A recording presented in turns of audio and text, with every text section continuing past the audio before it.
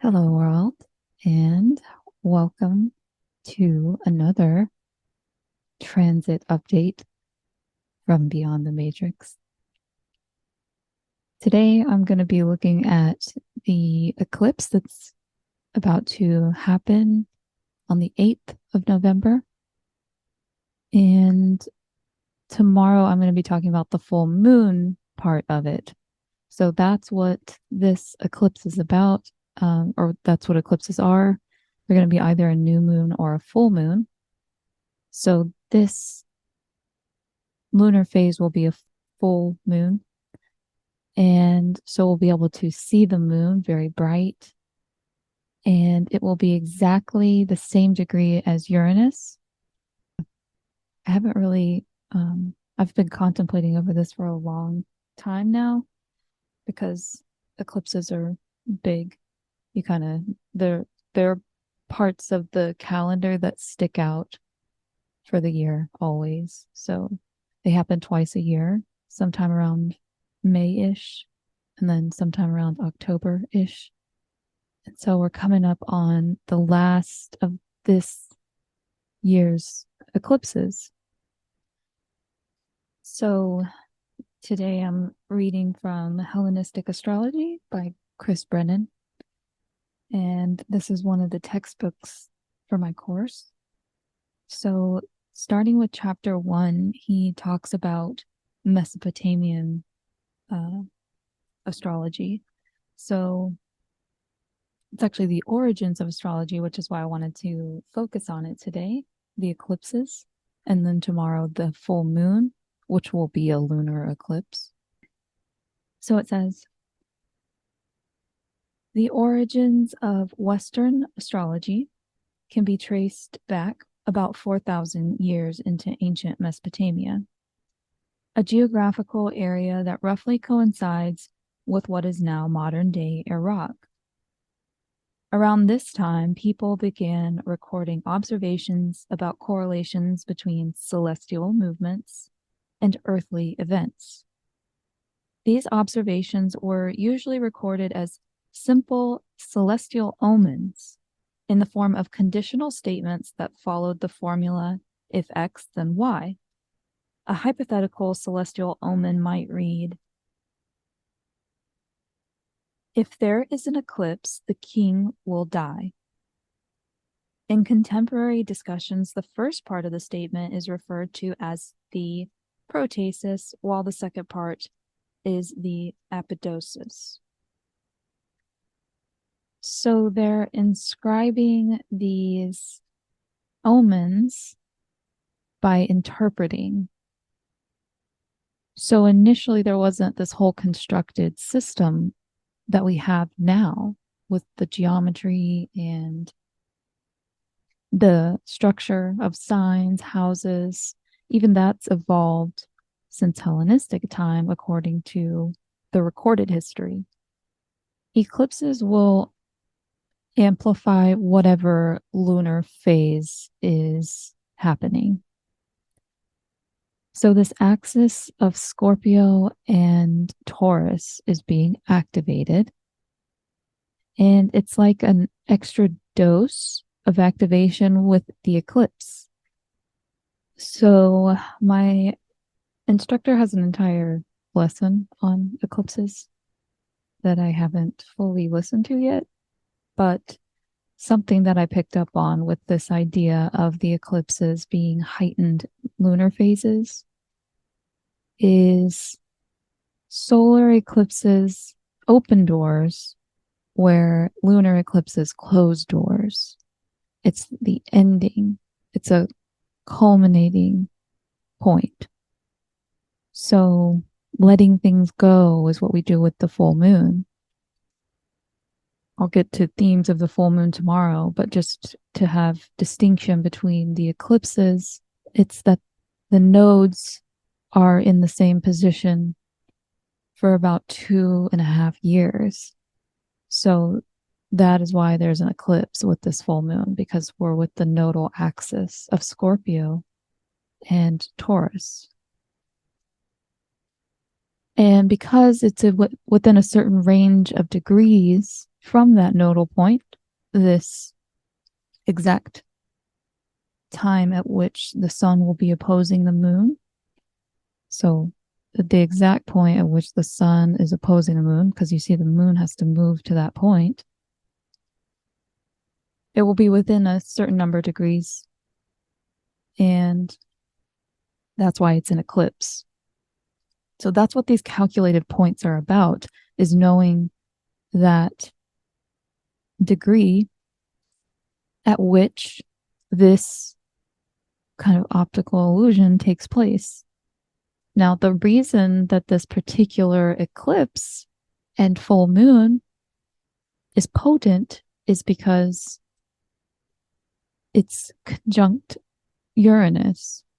Uranus is this planet that's associated with shocking revelations and can be rebellious. It's a very quick, like lightning, comes in a flash. So it adds this very sinister lead up. So we just all went through that south node with Venus, the sun, and Mercury. That would be like creativity, the ideal to which we strive, and our ability to articulate that message in a creative way.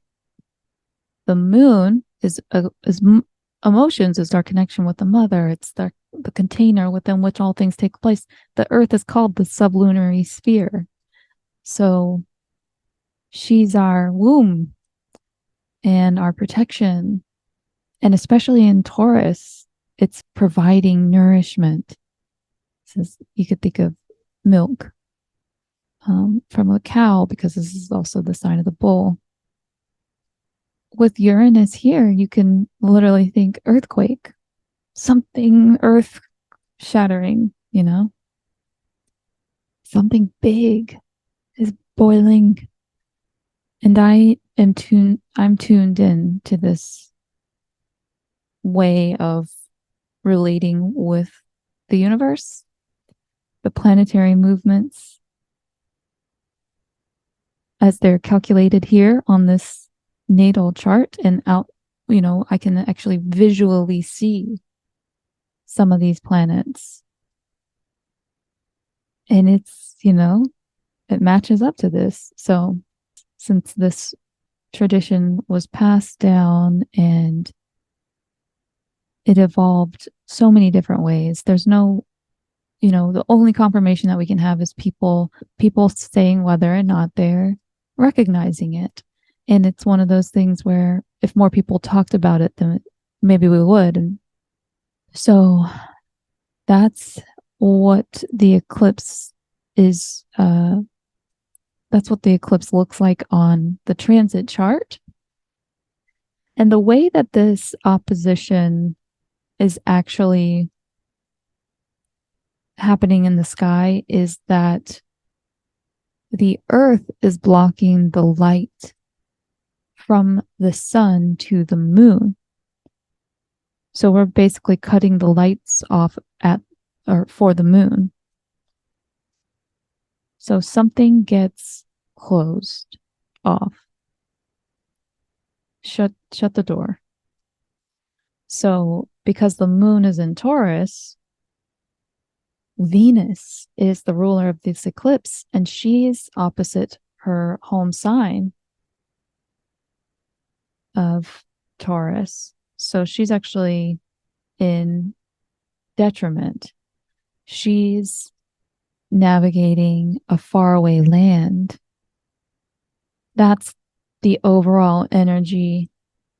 So it kind of feels like this clean slate is going to open up a lot of space that might feel uncomfortable to be just somewhere so new in a faraway land. And that could manifest as a faraway relationship with a new commitment or a new job or a new routine, a new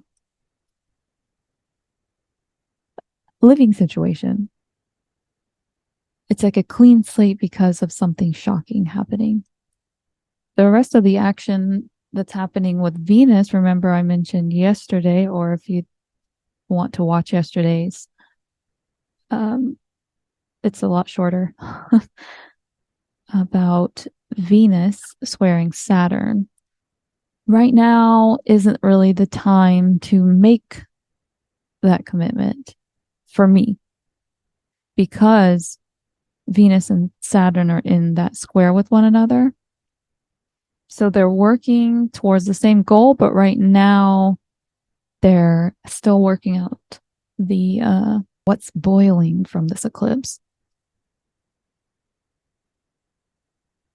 Finally, the last aspect to mention about the ruler of the eclipse is Neptune, because she's in a trine. Here's Venus in Scorpio, in a trine with Neptune in Pisces. Neptune in Pisces is at home, but Neptune is this planet that kind of obscures the final outcome from your vision now. Neptune's this planet of haziness, fogginess, mystical fantasies. And that's why it's a great time for thinking about how to creatively work with what you have. So I hope that this has been helpful to understand eclipses. I'll go further into the full moon tomorrow on the actual day that this goes exact.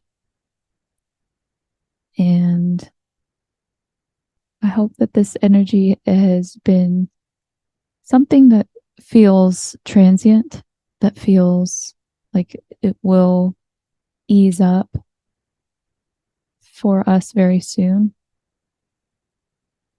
But we're moving through the much anticipated part of this astrology for the month. If there's any discomfort that you're experiencing, if you need something to blame it on, here you go. But we're in the brace for impact part of this. So I'll be back tomorrow. Same time, same place.